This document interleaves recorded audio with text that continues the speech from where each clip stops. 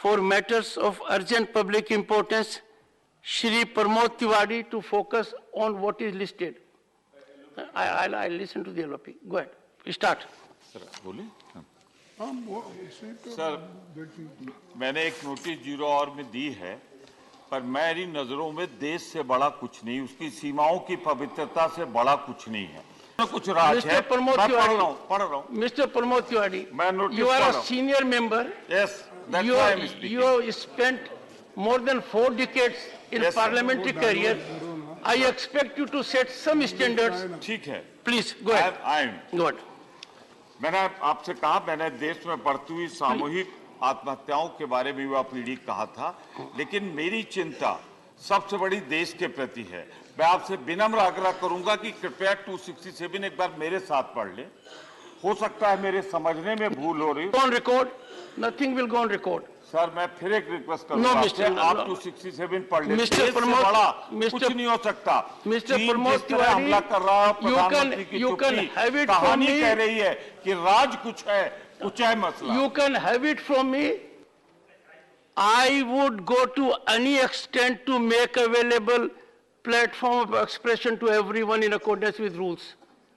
But if senior member like you, with huge experience of more than 4 decades, is to set a standard where I will get inputs from young boys and girls, sir, what is happening in the upper house? What kind of conduct being exhibited? Shri Mujibullah Khan,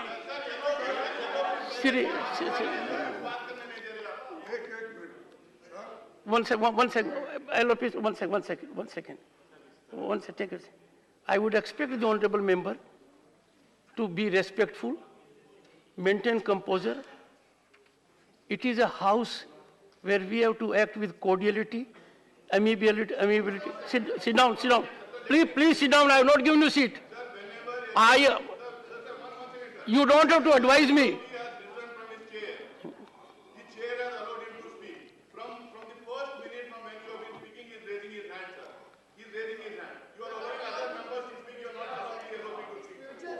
One second. Honorable member, you don't have to be spokesperson of the LOP. One second. I will not expect such kind of interruptions. I would listen to the LOP after I am through with this work, because I have respect for the institution. One second, let's not have a running battle. Please take your seat. Please take your seat. Nothing will go on record. Take your seat. Can we conduct the house like this? No, you think I must go by your dictate? Then you want to running. You want to running. Take your seat. Unless I give. But follow the rules, and you will know enough scope is there. हाथ उठा के थक गया, इसलिए एकदम उठ गया। बोलिए। नहीं, ये मैं डिसेंसी दिखाना चाहता हूँ। मैं 5 मिनट से हाथ उठा रहा हूँ, उंगली उठा के आपका अटेंशन ड्रॉ करने के। सर, आप तो मुझे अंगुली पकड़कर रास्ता दिखा सकते हैं। आपका एक्सपीरियंस इतना ज्यादा है। वो साहब, वो एक्सपीरियंस यहाँ काम नहीं आ रहा। यही तो मैं कह रहा हूँ। That is what I am saying. Khadge ji, use your experience, Khadge ji, of several decades, so that reputation of this august house is not outraged. Yes, sir, I am following the reputation of this house, how the other opposition leaders behaved at that time. That also I know. Everything I know. But sir, you have to listen to us. Right, please. Then you reject. Articulate your point, sir. Sir, that much I can't do it because you are a great lawyer and you can do it. But a small lawyer who was practicing only 1 year and left the job and became MLA, till today I am in the legislature. So I don't want to tell that. Sir, मैं आपके notice को लाना चाहता हूँ।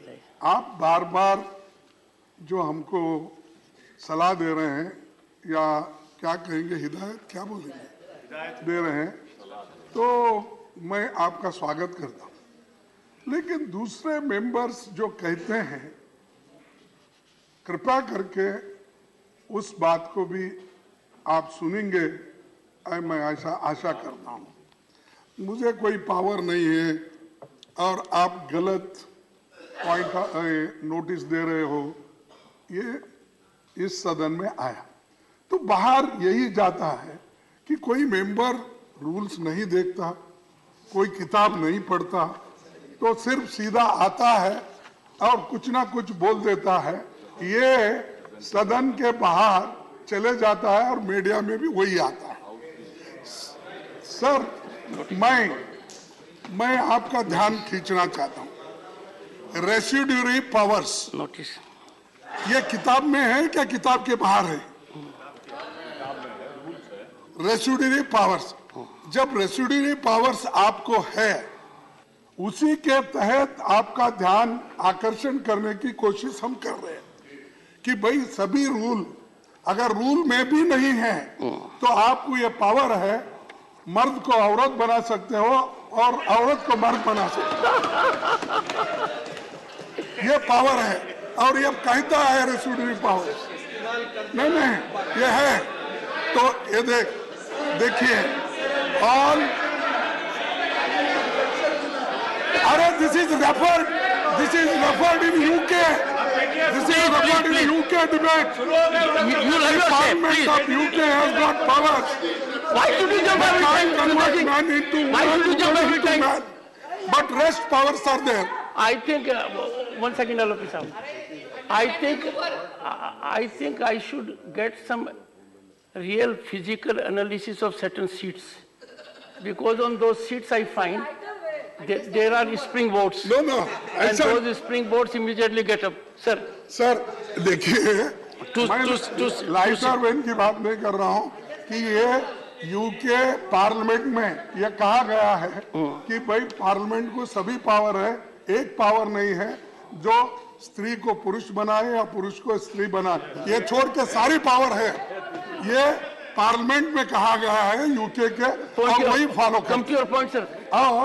और दूसरी चीज sir, मैं पढ़ता हूँ, all matters not specifically provided for in these rules and all questions relating to the detailed working of these rules shall be regulated in such manner as the chairman may, Sir. from time to time direct.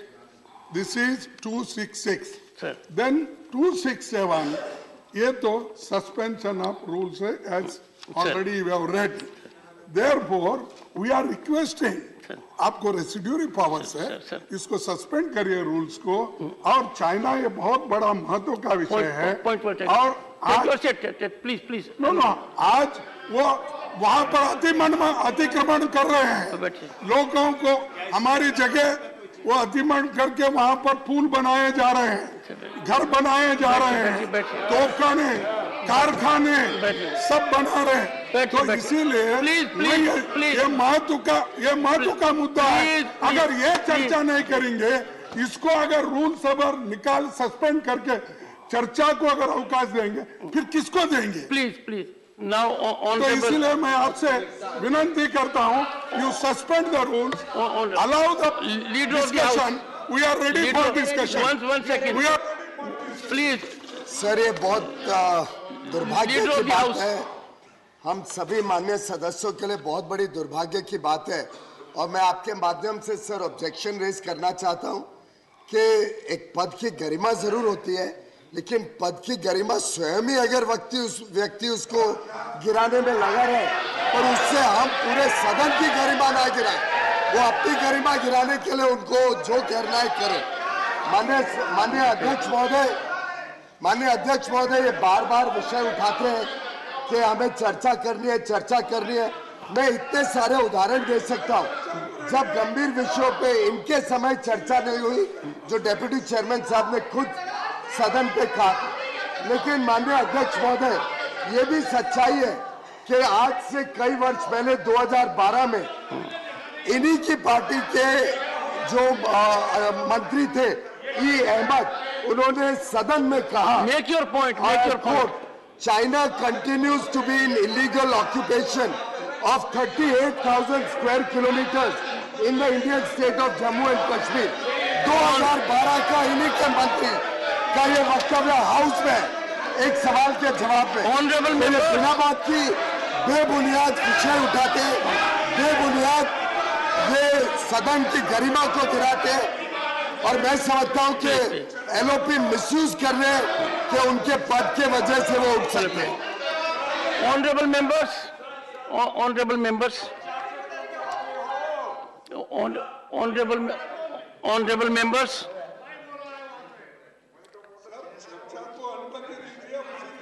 सुनिए sir, honorable members, honorable leader of opposition, 1 second, honorable leader of opposition has raised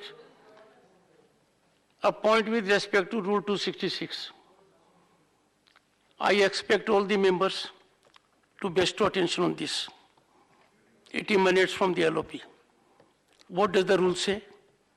And the rule says, all matters not specifically provided in these rules. And Rule 66 can be availed only and only with respect to those matters which are not specifically provided. I will urge the Honorable LOP to direct his office to be little more functional, to involve with the rules.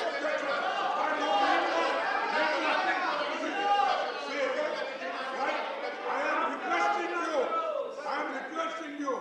I never said that I have got power to No. violate it. No. I am requesting you.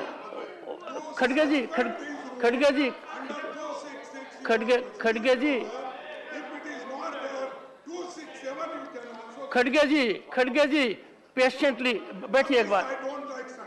You are asking my office is inefficient and you are telling खड़गे जी, खड़गे जी, खड़गे जी, खड़गे जी, खड़गे, come on, sit down.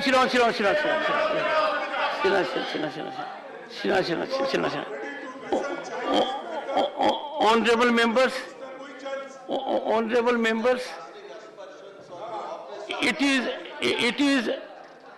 it is my unpleasant duty to again read Rule 266. Honorable LOP. Come on, sir.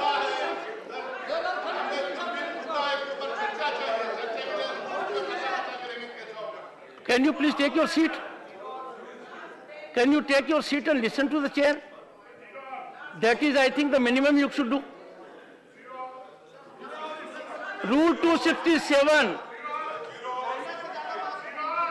1 second. 1 second, honorable members.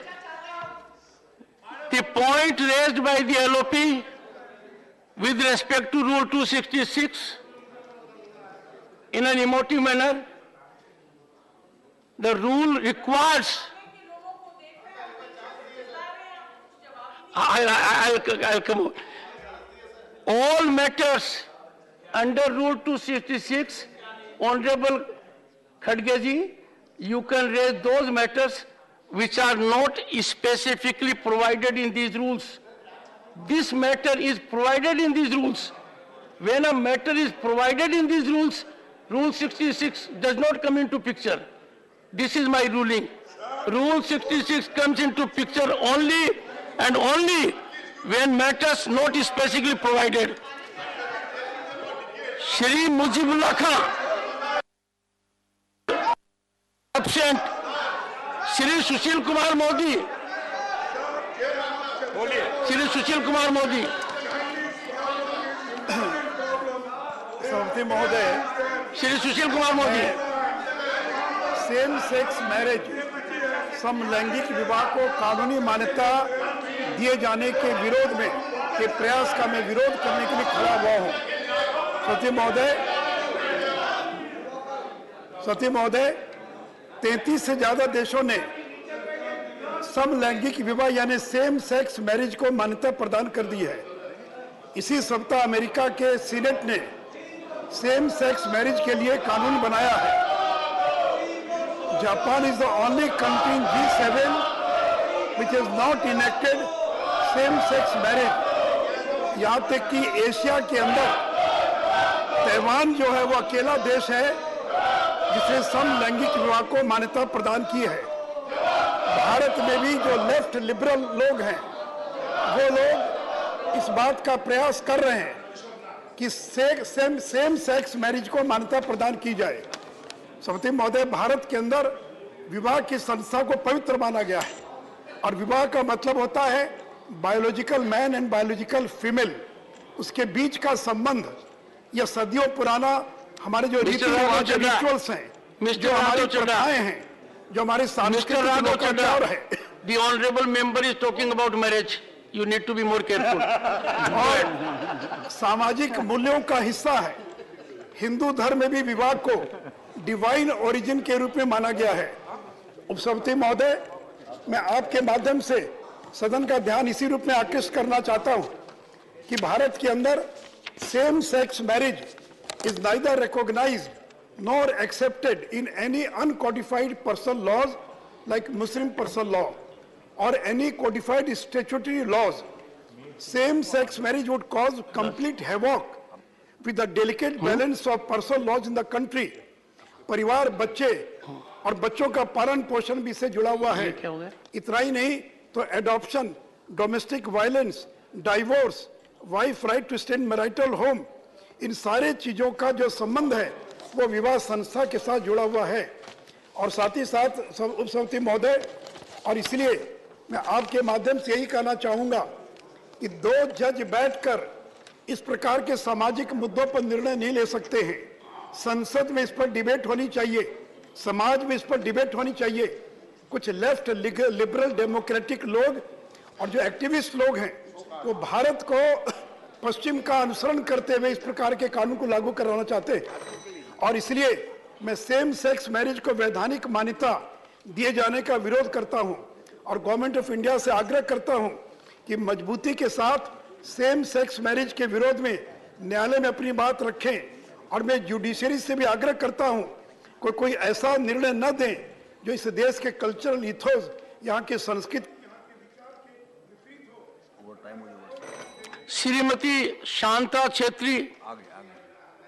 Sir, for allowing me to speak. Sir, I seek to draw the kind attention of this August House that the benefit of Hill compensatory allowance has been given to Northeastern and Sikkim postal employees. But the same has not been given to the postal employees of the hilly region of Darjeeling and Kalimpong.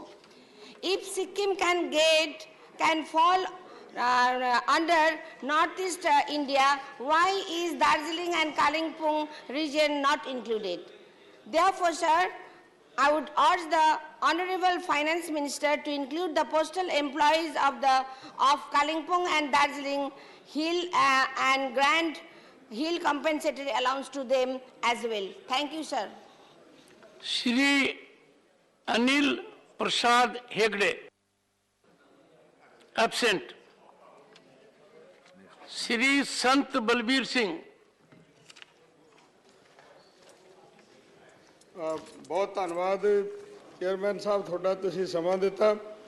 अज दी साडी गल जिहड़ी है खुदकशियां कर रहे किसान ते खेत मजदूरों वाल थोड़ा ध्यान दिवाउण वास्ते असीं बेनती कर रहे हैं। चेयरमैन साहब, मेरे देश के सारे किसान देशवासियों वास्ते ढिड भरदा, पर किसान की हालत ये बन गई है कि वो आप भुखा रह रहा। NCRB की रिपोर्ट अनुसार 2017 तो 2021 तक 53,000 गरीब किसान ते खेत मजदूरों ने खुदकशियां कीतियां क्योंकि उन्हां दी फसलों का सही भाव नहीं मिलिया। ये बेहद मंदभागा है। अजे किसान अज तक किसानों नूं हर फसल के उत्ते MSP भी नहीं जिहड़ा है मिल रहा। सो ਇਸ ਵਾਸਤੇ ਅਜਿਹੇ ਹਾਲਾਤਾਂ ਵਿੱਚ ਸਾਡੇ ਦੇਸ਼ ਦੇ ਫਸਲਾਂ ਵਿੱਚ ਕਦੋਂ ਲਾਹੇਵੰਦ ਮੁੱਲ ਮਿਲੂਗਾ। 2021 ਵਿੱਚ ਕਿਸਾਨ ਅੰਦੋਲਨ ਸਮੇਂ ਜੋ ਮੰਗਾਂ ਕੇਂਦਰ ਸਰਕਾਰ ਨੇ ਮੰਨੀਆਂ ਸਨ ਉਹ ਅਜੇ ਤੱਕ ਪੂਰਾ ਨਹੀਂ ਕੀਤਾ। ਕਿਰਪਾ ਕਰਕੇ ਉਹ ਸਾਰੀਆਂ ਮੰਗਾਂ ਪੂਰੀਆਂ ਕੀਤੀਆਂ ਜਾਣ। ਚੇਅਰਮੈਨ ਸਾਹਿਬ, ਪੰਜਾਬ ਦੇਸ਼ ਦੇ ਅੰਨ ਭੰਡਾਰ ਵਿੱਚ 40% ਜਿਹੜਾ ਹੈ ਹਿੱਸਾ ਪਾ ਰਿਹਾ ਤੇ ਇਸ ਕਿਸੇ ਸਮੇਂ ਇਹ 67% ਯੋਗਦਾਨ ਪੰਜਾਬ ਦੇ ਅੰਨ ਭੰਡਾਰ ਵਿੱਚ ਰਿਹਾ। ਪੰਜਾਬ ਕੋਲ ਖੇਤੀਯੋਗ ਰਕਮਾਂ ਸਿਰਫ 1.5% ਆ, ਪਰ ਦੇਸ਼ ਵਿੱਚ ਵਰਤੀਆਂ ਜਾਣ ਵਾਲੀਆਂ ਜਿਹੜੀਆਂ ਦਵਾਈਆਂ ਹੈ ਕੀੜੇ ਮਾਰ ਦਵਾਈਆਂ ਤੇ ਖਾਦਾਂ ਉਹ 9% ਜਿਹੜਾ ਹੈ ਹਿੱਸਾ ਪੰਜਾਬ ਦੇ ਵਿੱਚ ਹੀ ਵਰਤਿਆ ਜਾਂਦਾ, ਜਿਸ ਦੇ ਨਾਲ ਹਵਾ ਵੀ ਪ੍ਰਦੂਸ਼ਿਤ ਹੋ ਰਹੀ ਹੈ, ਪਾਣੀ ਵੀ ਪ੍ਰਦੂਸ਼ਿਤ ਹੋ ਰਿਹਾ। ਸੋ ਚੇਅਰਮੈਨ ਸਾਹਿਬ, ਅਸੀਂ ਬੇਨਤੀ ਕਰਨਾ ਚਾਹੁੰਦੇ ਹਾਂ ਕਿਸਾਨਾਂ ਦਾ ਝੋਨੇ ਤੋਂ ਖਹਿੜਾ ਛਡਾਇਆ ਜਾਵੇ, ਕਿਉਂਕਿ ਕਿਸਾਨ ਮਜਬੂਰੀ ਵਸੇ ਉਹ ਝੋਨਾ ਬੀਜਦਾ, ਕਿਉਂਕਿ ਇਹਦੇ ਉੱਤੇ MSP ਮਿਲਦੀ ਹੈ, ਦੂਸਰੀਆਂ ਫਸਲਾਂ ਦੇ ਉੱਤੇ MSP ਨਹੀਂ ਮਿਲ ਰਹੀ। ਇਸ ਕਰਕੇ ਕਿਸਾਨ ਝੋਨਾ ਲਾਉਂਦਾ, ਜਿਹਦੇ ਨਾਲ ਪੰਜਾਬ ਦੇ ਵਿੱਚ ਪਾਣੀ ਜਿਹੜਾ ਹੈ ਉਹ 39 ਤੱਕਰ 1000 ਫੁੱਟ ਤੇ ਪਹੁੰਚਣ ਨੂੰ ਫਿਰਦਾ। ਸੋ ਇਸ ਵਾਸਤੇ ਜੇਕਰ ਦੂਸਰੀਆਂ ਫਸਲਾਂ ਦੇ ਉੱਤੇ ਜਿਹੜੀ ਹੈ MSP ਮਿਲੇ ਤੇ ਕਿਸਾਨ ਉਹਨਾਂ ਨੂੰ ਬੀਜ ਕੇ ਜਿਹੜਾ ਹੈ ਇਹਦਾ ਬਦਲ ਲੱਭ ਸਕਦਾ। ਇਸ ਲਈ ਸਾਡੀ ਲੋੜ ਹੈ ਸਮੇਂ ਅਨੁਸਾਰ ਕੁਦਰਤੀ ਖੇਤੀ ਜੋ ਸਾਡੇ ਬਜ਼ੁਰਗ ਵੱਡੇ ਵਡੇਰੇ ਕਰਦੇ ਸੀ ਉਹ ਖੇਤੀ ਤੇ ਖੇਤੀ ਵਿਭਿੰਨਤਾ ਨੂੰ ਜਿਹੜਾ ਹੈ ਉਹ ਅਪਣਾਇਆ ਜਾਵੇ ਤਾਂ ਕਿ ਇਹਨਾਂ ਫਸਲਾਂ ਦਾ ਉਚਿਤ ਮੁੱਲ ਮਿਲ ਸਕੇ। ਸੋ ਇਸ ਲਈ ਸਾਡਾ ਪਾਣੀ ਵੀ ਬਚੇਗਾ, ਅਸੀਂ ਪ੍ਰਦੂਸ਼ਣ ਦੀ ਮਾਰ ਤੋਂ ਵੀ ਬਚਾਂਗੇ।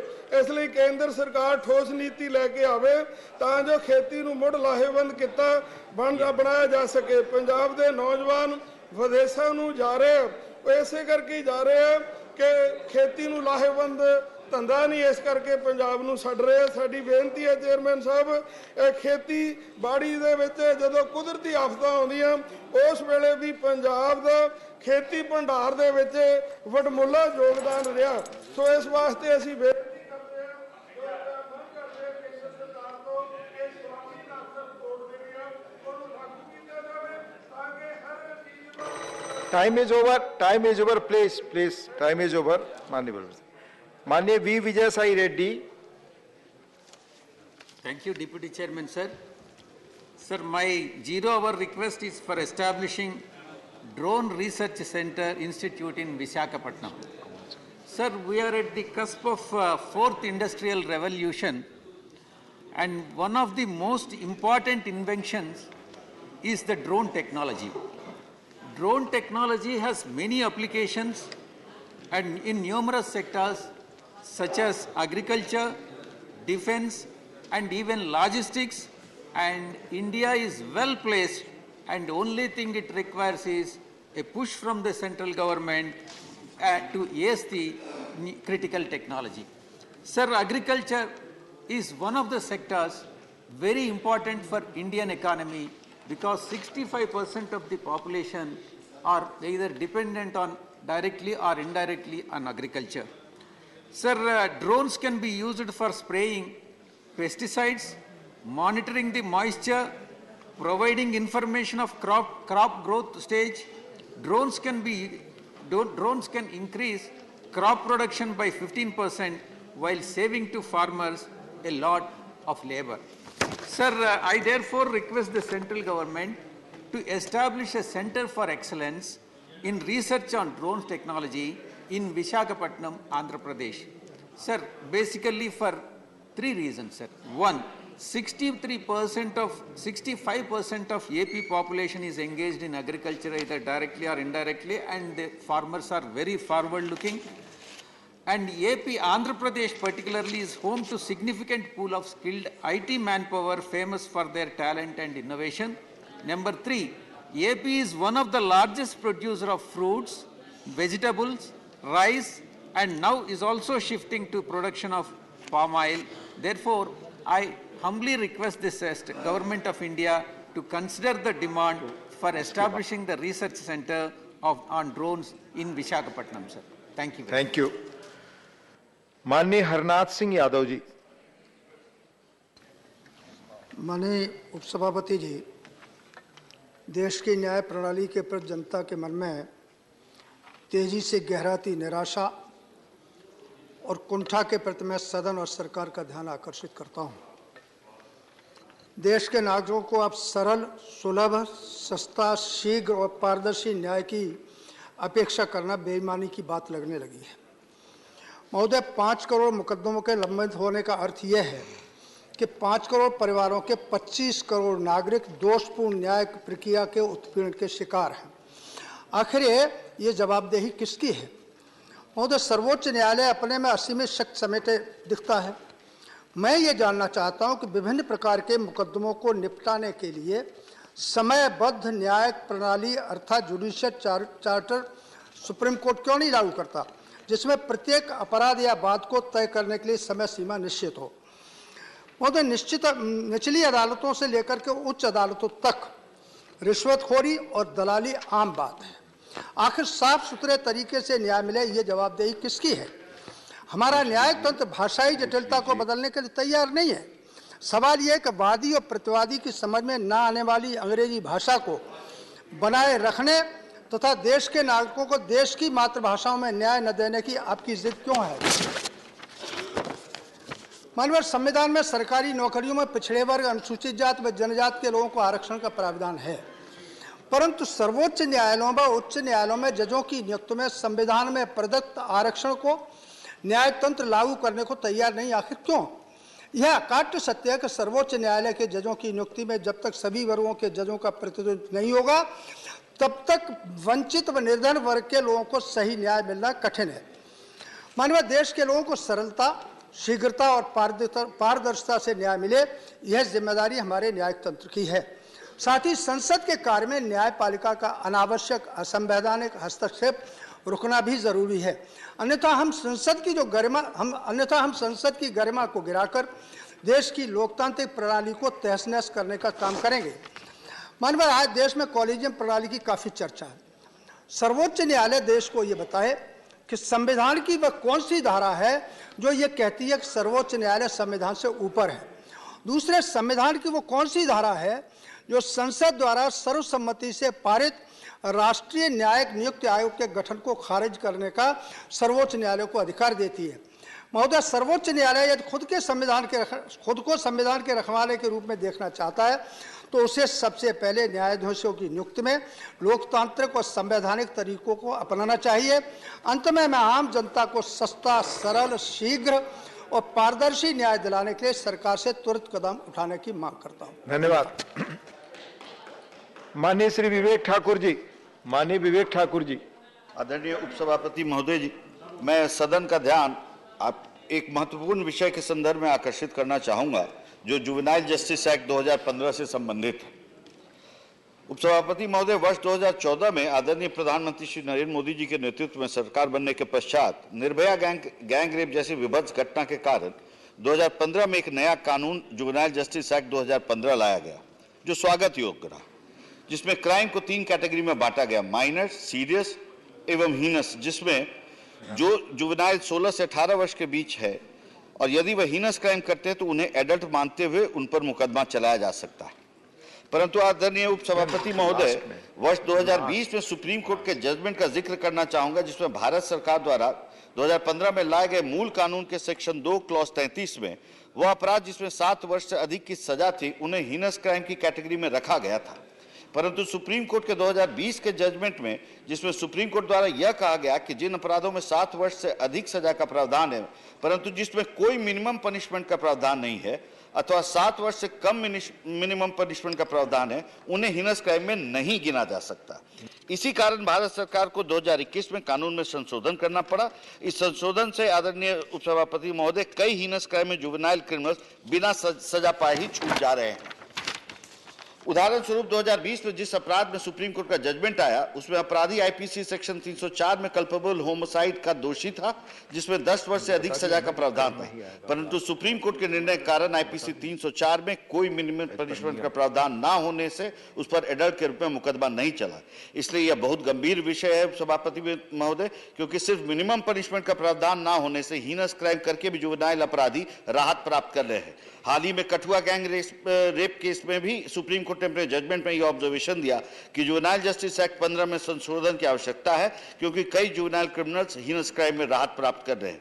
चाहे जामतारा का ऑनलाइन फ्रॉड हो या डार्कनेट के माध्यम से ड्रग पेडलिंग हो, रेप्स हो, शूटआउट हो, इस सभी में अधिकांशतः देखा गया है कि 18 वर्ष से कम जुवेनाइल्स का क्रिमिनल गैंग या इंटरनेशनल सिंडिकेट्स क्राइम के लिए यूज करते हैं। इसलिए विभिन्न देशों में भी जुवेनाइल को एडल्ट मानते हुए केस चलाने की उम्र बेहद कम रखी गई है। इसलिए आपके माध्यम से उपसभापति महोदय, मेरा सदन से एवं सरकार से आग्रह है कि जल्द से जल्द इस कानून में संशोधन लाया जाए, जिससे जुवेनाइल द्वारा होने वाले अपराधों में भी कन्विक्शन रेट में बढ़ोतरी हो और अपराधियों को सजा मिल सके। धन्यवाद। माननीय रामचंद्र जांगड़ा, माननीय रामचंद्र जांगड़ा जी। धन्यवाद मान्यवर। 0 आवर। मैं स्वर्णकार शिल्पकार समाज की अनदेखी और बढ़ती हुई बदहाली पर सरकार का और सदन का ध्यान आकर्षित आपके माध्यम से करना चाहता हूं। मान्यवर, भारत का स्वर्णकार समाज देश के प्रतिष्ठित और कुशल कारीगर समाज माना जाता है। भारत के स्वर्णकार ने अपने हस्त कौशल से पूरे विश्व को अपनी कारीगरी का लोहा मनवाया है। वर्ष 1968 में गोल्ड कंट्रोल एक्ट आने से पहले ये 1.25 करोड़ लोग खुशहाली और प्रतिष्ठा का जीवन जी रहे थे। इसके बाद इनके आर्थिक पतन की शुरुआत हुई। यद्यपि इसकी शुरुआत 1962 में गोल्ड कंट्रोल एक्ट के द्वारा ही हो गई थी, जिसके माध्यम से सोने के व्यापार को प्रतिबंधित कर दिया गया था। 1963 में 14 कैरेट से अधिक सोने के जेवर बनाने पर प्रतिबंध लगा दिया गया और 1968 में सोने को सिक्कों व छड़ों के रूप में रखना प्रतिबंधित कर दिया गया। सोने को जेवर के रूप में केवल 100 ग्राम तक सीमा तक रखने के लिए सीमित कर दिया गया। बड़े लाइसेंस प्राप्त स्वर्णकारों को 2 किलो तक सोना रखने की सीमा निर्धारित की गई। गांव का स्वर्णकार लाइसेंस प्रक्रिया से अनजान था, इसलिए वो पीछे रह गया और बड़े बड़े कारीगर और बड़े बड़े मालों के पास ये काम चला गया। मान्यवर, उसके बाद एक्ट में संशोधन हुआ और छोटे कारीगरों के लिए 300 ग्राम सोना जेवर के रूप में रखने की सीमा तय की गई। महोदय, 1990 में तत्कालीन सरकार द्वारा सोने का काम कारपोरेट घरानों के लिए खोल दिया गया। उसके बाद ये काम तनिष्क, रिलायंस, पीसी जल और कल्याण ज्वेलर्स वगैरह बड़े घरानों के पास चला गया और गांव का छोटा कारीगर स्वर्णकार उनका मात्र मजदूर बन के रह गया। मान्यवर, मैं आपके माध्यम से इनकी बदहाली की स्थिति ठीक हो जाए, सरकार का ध्यान आकर्षित करना चाहता हूं। इसमें मेरे कुछ सुझाव हैं। कारपोरेट घरानों द्वारा किया जा रहे सोने के व्यापार पर कर प्रतिशत बढ़ाया जाए। लाइसेंस प्राप्त डीलरों द्वारा ज्वेलरी व्यापार पर भी कर की सीमा को बढ़ाया जाए और अमूल मिल्क की तर्ज के ऊपर ग्रामीण छोटे कारीगर स्वर्णकार शिल्पकारों को संघ बनाकर सोना खरीदने के लिए MSME की तर्ज पर उनको लोन दिया जाए और उनकी खरीद की व्यवस्था किया जाए, ताकि गांव का छोटा शिल्पकार जो स्वर्णकार है वो उभर सके। मान्यवर, एक और बहुत गंभीर विषय, दंड संहिता की धारा 411 का बहुत दुरुपयोग होता है। कोई भी स्वर्णकार शिल्पकार अगर छोटी सी कोई जेवरात खरीद लेता है, कोई उसकी शिकायत कर देता है झूठी, तो पुलिस को उसको प्रताड़ित करती है। जब 300 ग्राम सोने के जेवर खरीदने का उसको अधिकार है, तो वहां तक उसके ऊपर कोई मुकदमा दर्ज न करवाया जाए, ताकि पुलिस की अनावश्यक प्रताड़ना से यह समाज बच सके। धन्यवाद। धन्यवाद। माननीय विजयपाल सिंह तोमर जी। माननीय सभापति महोदय, मैं एक ऐसा प्रश्न है जो मेरे यहाँ के दैनिक यात्रियों के लिए बहुत ही आवश्यक है। मेरठ से दिल्ली रेवाड़ी होते हुए गंगानगर एक ट्रेन शटल चलती थी लंबे समय से। उसमें दैनिक केंद्रीय कर्मचारी और यात्री उससे टाइम पर आते थे। अब वो बंद कर दी गई है, जिससे हजारों कर्मचारी और यात्री समय पर नहीं आ पाते, या आते हैं तो गाड़ियों से आते हैं, परेशानी होती है, और जिस कारण से आए दिन बहुत परेशानियां उठानी पड़ रही हैं। वैसे मैं सरकार को बधाई देना चाहता हूँ, एक्सप्रेस वे बना है, लेकिन इससे दिल्ली में गाड़ियों की संख्या भी बढ़ती है, यात्रियों की परेशानी भी होती है, और इसमें मोदी नगर के यात्री, गाजियाबाद के यात्री, मेरठ के यात्री आते थे। तो मैं आपके माध्यम से माननीय मंत्री से आग्रह करूंगा कि उस ट्रेन को चालू किया जाए, लंबे समय से चलती आ रही है, ताकि यात्रियों की सुविधा हो सके। धन्यवाद। धन्यवाद। माननीय श्री सतीश चंद्र दुबे जी। धन्यवाद उपसभापति महोदय कि शून्यकाल में महत्वपूर्ण विषय पर बोलने का मुझे अवसर आपने दिया। वर्ष 2019 में प्रधानमंत्री जी की अगुवाई में सरकार ने आर्थिक रूप से कमजोर सवर्णों के लिए 10% की आरक्षण देने का काम EWS कोटे के तहत किया। इस पर कोट के तहत आने वाले अभ्यर्थियों के उम्र सीमा की छूट का प्रावधान नहीं है, जबकि अन्य वर्गों को छूट मिलती है। मौजूदा समय में सरकारी नौकरियों में आरक्षण के आधार पर जिन्हें उम्र की छूट है उसमें SC ST 5 साल की, OBC 3 साल की छूट है। इसी तरह सरकारी नौकरियों में समान वर्ग के अभ्यर्थियों के लिए अधिकतम उम्र सीमा 32 साल की है। वहीं अन्य पिछड़े वर्ग के लिए 35 वर्ष और अनुसूचित जनजाति के लिए 37 वर्ष तय है। महोदय, आपके माध्यम से मैं सरकार से आग्रह करना चाहता हूं कि कमजोर सवर्णों के लिए उम्र सीमा में छूट दी जाए तथा परीक्षार्थियों को लगने वाले आवेदन शुल्क में रियायत दी जाए ताकि सबका साथ सबका विकास का नारा पूरा हो सके। मानवर EWS का जो 10% का आरक्षण, ये तो पूर्व की सरकारें भी कर सकती थी। मैं धन्यवाद देता हूं इस सदन के माध्यम से कि भाई नरेंद्र मोदी जी ने उन गरीब सवर्णों परीक्षार्थियों पर भी ध्यान देके और सम्मान्य जीवन जीने का अधिकार उन्होंने दिया। मैं आपके माध्यम से सदन से आग्रह करता हूं कि इस पर भी ध्यान देते हुए उन लोगों के आवेदन शुल्क और उम्र सीमा में रियायत दी जाए। और बहुत बहुत धन्यवाद, बहुत बहुत बधाई। धन्यवाद। Doctor Kanimozhi NVN Somu. Thank you, sir. Sir, Article 323B of the Indian Constitution deals with the establishment of tribunals for other matters, and Article 323A of the Indian Constitution deals with the administrative tribunals. Many cases are emerging in the medical sector which needs quick readdressal. There are a lot of medical issues that happen in hospitals, clinics, and also offences done by the medical practitioners. Sir, in India, there are many tribunals for solving the cases on particular organizations or institutions, but there is no tribunal for the medical offences. Till today, the offences that take place in the medical sectors will ultimately go to the courts, and the judgments are rendered by the judges who have partial knowledge on the medical issues. Sir, tribunals were constituted with the objective of delivering speedy, inexpensive, and decentralized adjudication of disputes in various medical crimes and related matters. If there is a medical tribunal in India, the disputes or the offences that arise in the medical sector can be controlled. However, the decision of the tribunal may not be the final, but the parties can move for an appeal further to the High Court or the Supreme Court. Sir, a medical practitioner has the duty to exercise due care. Breach of duty will make the doctors liable for damages. Medical negligence of doctor in service results in serious damage or death of a patient is liable for a criminal offense under the Indian Penal Code 1860. But most instances, doctors from all the medical fields are liable under the Consumer Protection Act. The patients who are caused severe injuries at the time of the treatment could now onwards sue the doctors in procedure-free consumer courts for compensation. So the important reason for the need of the medical tribunal is a case under Consumer Protection Act takes too long to conclude, which will be the agonizing nightmare experience for both the patients and the doctors.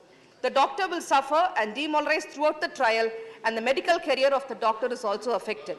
The patients too lose too much time and energy till the end, and the compensation awarded will not be sufficient for the trauma experienced by the patient at the time when they receive it. Sir, the District Consumer Forum does not have members from the medical fraternity, and hence most judgments turned out to be one-sided, either in the favor of the deponent or the opponent, and both instances are unjustifiable. The cases under consumer protection law would give wrong signals about the medical professional. Most doctors are middle-class citizens who practice on their own. It is inappropriate to expect doctors to be able to raise to such large amounts. Such judgments will demoralize the doctors. Sir, India requires medical tribunal so that the offences that take place in the hospitals, government health schemes or programs, offences done by the doctors, hospital authorities, services rendered by the ambulance authorities. Thank you. Your time is over. Thank you. You're not going on record now. Thank you. You have only limited time for 3 minutes. Dr. Amar Patnaik.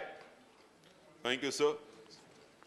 Chairman, sir, I'm so happy Honorable Finance Minister is also here. I'm going to raise a point relating to her department. This is relating to the coal cess or the clean energy cess. This was introduced by the Government of India in 2010, basically to to compensate for the extraction of coal, which causes a lot of environmental issues relating to air quality, water quality, pollution at the topsoil level, on transportation, on drainage systems, and therefore this was introduced. But subsequently in 2017, by a decision of the GST Council, this was subsumed into the GST compensation cess. Now that the GST compensation cess has been withdrawn, this we would like to know. I would like to know what is the position of this cess. And Honorable Chief Minister of Orissa, Naveen Patnaik, had made a suggestion that this should be converted into environment and rehabilitation cess and given back to the states once again, particularly the coal-bearing states. Orissa, for example, is the second largest producer of coal in the country after Chhattisgarh.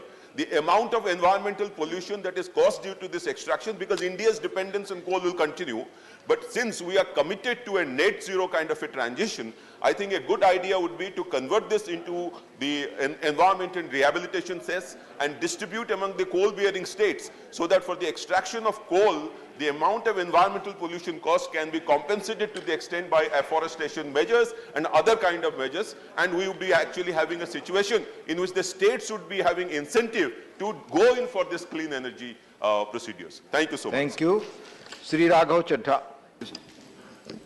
Sir, आज मैं पंजाब और पंजाबियों से जुड़ी एक बेहद महत्वपूर्ण समस्या इस सदन के सामने रखना चाहता हूं। सर, पूरी दुनिया में पंजाबी रहते हैं, दुनिया के बड़े बड़े देशों में बसते हैं, कनाडा हो, यूनाइटेड स्टेट्स ऑफ अमेरिका हो, न्यूजीलैंड हो, ऑस्ट्रेलिया हो, लेकिन आज पंजाब से इन देशों की इंटरनेशनल कनेक्टिविटी जो है वो बहुत खराब है। पंजाब में 2 अंतर्राष्ट्रीय हवाई अड्डे हैं, एक मोहाली में, एक अमृतसर में, और ये दोनों अंतर्राष्ट्रीय हवाई अड्डे सिर्फ नाम के इंटरनेशनल एयरपोर्ट हैं सर। यहाँ अंतर्राष्ट्रीय एयरलाइंस ना के बराबर ऑपरेट करती हैं और इंटरनेशनल फ्लाइट्स भी ना के बराबर उड़ती हैं, और किसी एक आधे छोटे देश अगर वहां से फ्लाइट जाती भी है तो उसकी फ्रीक्वेंसी इतनी कम है कि उसकी कोई सुविधा लोगों को नहीं मिलती। आज पंजाबी बड़े बड़े देशों की अर्थव्यवस्था चला रहे हैं सर। आज पंजाबी भाषा को ये हमारा सौभाग्य है सर। सर, मुझे खत्म करने दीजिए सर। एक क्वेश्चन 121, क्वेश्चन और 121, श्रीमती बन्ना जी, सर, क्वेश्चन माननीय मंत्री जी।